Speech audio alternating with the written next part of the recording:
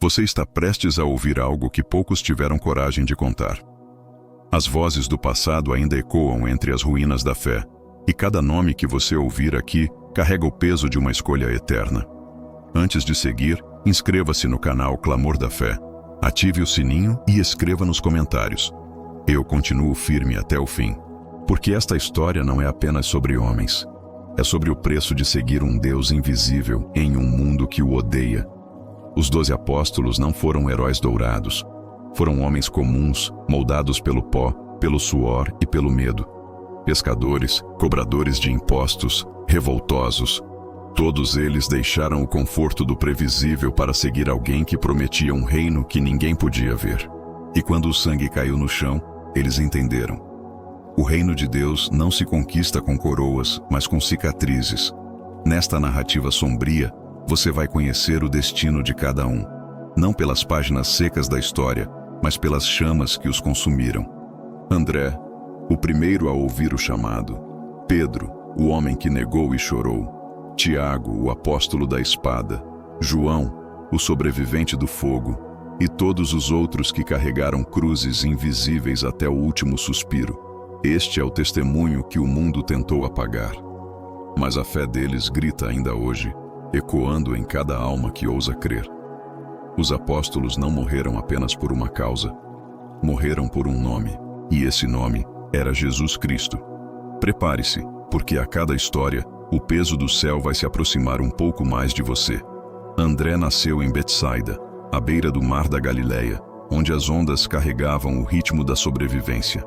Um homem simples, moldado pelo sal e pelo vento, ele jamais imaginou que sua vida se tornaria um altar. Quando ouviu João Batista dizer, "Eis o Cordeiro de Deus", algo dentro dele se rompeu.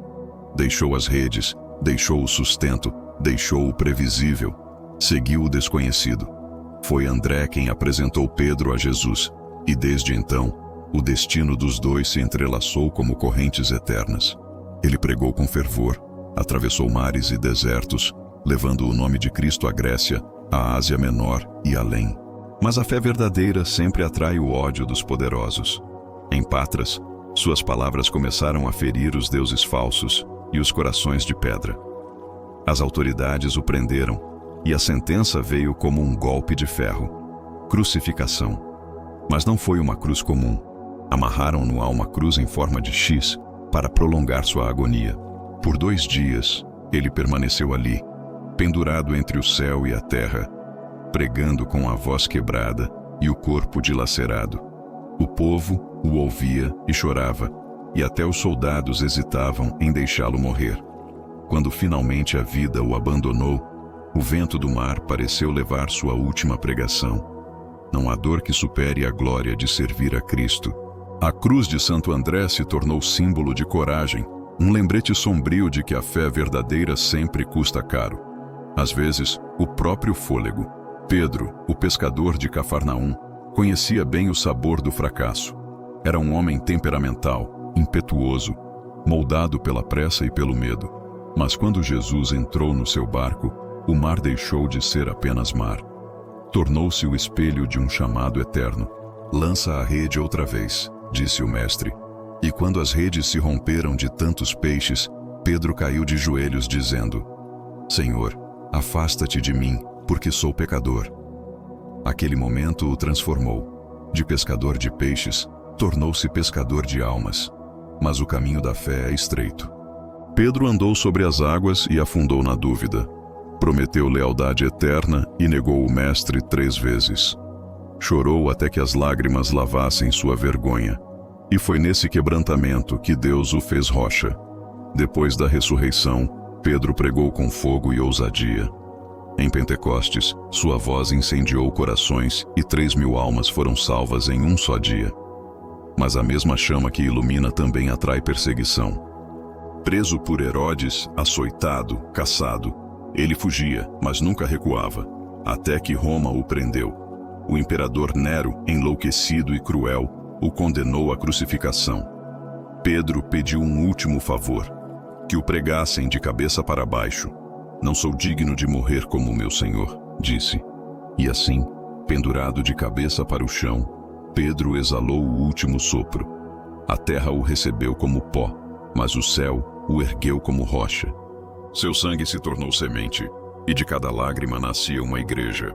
Iago, filho de Zebedeu, conhecido como o filho do trovão. Um homem intenso, impetuoso, movido por uma fé que ardia como fogo no peito. Ele viu o rosto de Cristo brilhar no Monte da Transfiguração e presenciou o horror da agonia no Getsêmani. Foi testemunha de milagres, sinais e da glória divina se manifestando em carne. Tiago era coragem em forma de homem, um relâmpago em meio à escuridão. Após a ascensão de Jesus, ele se tornou uma das vozes mais poderosas de Jerusalém. Pregava com autoridade, enfrentava reis, sacerdotes e multidões. Mas o poder das trevas não suporta a luz por muito tempo. Herodes Agripa o mandou prender. Sem defesa, sem julgamento, Tiago foi condenado à morte. O ferro da espada cortou o ar e, num golpe seco, a cabeça caiu. O primeiro dos apóstolos a derramar sangue pela fé. E quando o sangue tocou o chão, o trovão silenciou, mas o eco ecoou pelos séculos. Sua morte incendiou os corações dos que ficaram. O sangue de Tiago se tornou combustível para a igreja. Nenhuma prisão, nenhum império, nenhum medo pôde deter o avanço de uma fé que nasceu no Calvário. Ele foi o primeiro a provar que seguir Cristo não é sobre viver, é sobre estar disposto a morrer por Ele. João, o discípulo amado, o mais jovem, o mais sensível, o que ouvia o coração de Jesus bater, permaneceu aos pés da cruz quando todos fugiram. Viu o sangue e a água escorrerem do lado do Mestre, e mesmo entre lágrimas, ouviu uma missão. Eis tua mãe. Foi o único que não foi tomado pela espada. Mas a ausência da morte não foi sinal de alívio, e sim de propósito. João viu a glória e viu o inferno se levantar. Em Roma, tentaram matá-lo em um caldeirão de óleo fervente, mas o fogo se recusou a consumir o escolhido. Saiu ileso, e isso enfureceu o império. Banido para a ilha de Patmos, João foi lançado entre rochas, ventos e solidão. Lá, o céu se abriu diante de seus olhos. Ele viu tronos, relâmpagos, bestas, selos e trombetas. O Apocalipse nasceu em meio à dor. Nenhum outro homem viu tanto e sobreviveu. Aquele que começou reclinado sobre o peito do Salvador, terminou exilado, cercado de silêncio e glória. Morreu velho, mas com o olhar de quem já havia atravessado a eternidade. João foi a prova viva de que nem o fogo, nem o tempo, nem o império podem calar a voz de quem carrega a palavra dentro do peito. Filipe era o homem das perguntas. Sempre buscava entender o que outros apenas aceitavam. Foi ele quem olhou nos olhos de Jesus e disse: Senhor, mostra-nos o Pai. E o Mestre respondeu: Quem me vê, vê o Pai. Essas palavras o marcaram para sempre. Filipe se tornou um pregador incansável. Cruzou desertos e cidades, levou o nome de Cristo a Frígia e Hierápolis. Onde ele pregava, templos caíam e os deuses da mentira desmoronavam. Mas a verdade incomoda os que vivem de engano. Quando Filipe destruiu o poder dos ídolos, os sacerdotes se revoltaram. Foi preso, torturado e condenado à crucificação. Mas antes de morrer, ele pediu que não o pregassem com pregos, e sim que o amarrassem. Queria sofrer mais tempo, para que sua dor se tornasse testemunho. Enquanto estava pendurado, orava pelos que o matavam. O céu escureceu, a terra tremeu, e o vento levou suas últimas palavras. O céu é meu lar. Filipe morreu como viveu, questionando, acreditando e entregando tudo. Sua fé rasgou o véu do medo, e sua morte revelou que a dúvida sincera é apenas o caminho para uma fé inabalável. Bartolomeu, também chamado Natanael, foi o apóstolo que duvidou no início. Pode vir algo bom de Nazaré? Ele perguntou. Mas Jesus o olhou e disse: Antes que Filipe te chamasse, eu te vi. Aquele olhar mudou tudo. Bartolomeu foi tomado por uma fé inquebrável. Pregou na Arábia, na Índia e na Armênia. Onde passava, os doentes eram curados e os demônios gritavam de desespero. O poder da luz despertou a fúria das trevas. Os sacerdotes pagãos o capturaram e o condenaram à morte. O método seria cruel. Ele seria esfolado vivo. Um golpe após o outro, sua carne foi arrancada enquanto ele ainda respirava. Mas não gritou, não amaldiçoou, apenas murmurava: Jesus é suficiente. Cada corte era uma oração, cada dor, um cântico silencioso. Quando a lâmina atingiu seu pescoço, a alma já havia subido. A terra não conseguiu conter a santidade que emanava daquele corpo dilacerado. Até hoje, Bartolomeu é lembrado como o apóstolo do sofrimento redentor. Sua morte foi uma profecia viva. Quando a carne se rasga, o espírito floresce. Tomé ficou marcado pela dúvida, mas sua história vai além de uma frase mal compreendida. Ele não queria acreditar por ouvir dizer. Queria tocar, ver, sentir. E tocou. Suas mãos encostaram nas feridas de Cristo e o incrédulo caiu de joelhos. Senhor meu e Deus meu. Daquele dia em diante, sua fé nunca mais vacilou. Viajou por terras distantes, evangelizou na Pérsia e na Índia, e onde falava, a incredulidade morria. Mas a fé verdadeira tem inimigos poderosos. Os sacerdotes hindus se enfureceram com suas conversões. Tomé foi cercado, espancado e atravessado por lanças. O corpo sangrava, mas os lábios ainda oravam. Agora creio para sempre. Sussurrou. Morreu como viveu, com o olhar voltado para o céu e o coração cravado na eternidade. O homem que duvidou se tornou o símbolo da fé que não desiste. Suas feridas se tornaram pontes entre o ceticismo e o milagre. A morte não o calou, apenas o libertou para o testemunho que ecoa até hoje. O toque da fé é mais forte do que o medo da dor. Mateus, o cobrador de impostos, trocou o ouro pelo evangelho. De corrupto a escritor sagrado, seu nome atravessou gerações.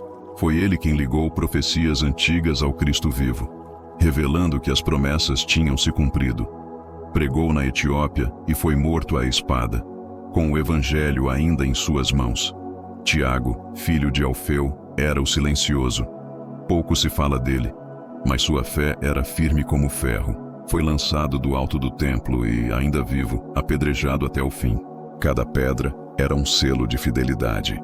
Simão, o zelote, o revolucionário que trocou a espada pela cruz, levou a palavra até a Pérsia. Lá, foi cerrado ao meio por pregar um reino sem fronteiras. Seu corpo foi dividido, mas o espírito permaneceu inteiro. Judas Tadeu, o apóstolo da esperança, pregou na Síria e na Mesopotâmia. Foi morto a golpes de clava, o crânio esmagado, mas a fé intacta. 4 destinos, uma só chama. Nenhum deles viveu para ver glória. Todos morreram por um nome, e cada gota de sangue derramada se tornou uma semente. De suas mortes nasceu uma igreja que o tempo não pôde apagar. Judas Iscariotes. O nome que ecoa como maldição e espelho. O homem que viu milagres, ouviu verdades, e mesmo assim vendeu o céu por 30 moedas. Enquanto os outros entregavam a vida, ele entregou a alma. Quando percebeu o peso do que havia feito, correu para as sombras. Jogou o dinheiro no templo e buscou o silêncio da morte. O corpo balançou na corda, o campo se manchou de sangue, e o mundo aprendeu o preço da traição. Judas não foi apenas um traidor, foi o reflexo da humanidade quebrada, da alma que busca a redenção tarde demais. Seu fim marcou o início de uma era. Matias foi escolhido em seu lugar, e o ciclo se completou. Todos os 12, cada um à sua maneira, selaram o evangelho com dor. Nenhum teve túmulo digno, mas todos tiveram eternidade. Suas vozes ecoam nas ruínas do tempo, lembrando que a fé não se mede por conforto, mas por sacrifício. O sangue deles é o alicerce da fé cristã. O inferno tentou apagá-los, mas o fogo da cruz se espalhou. E até hoje, quando alguém clama o nome de Jesus, os ecos dos 12 respondem. O céu ainda ouve. A fé deles ainda vive.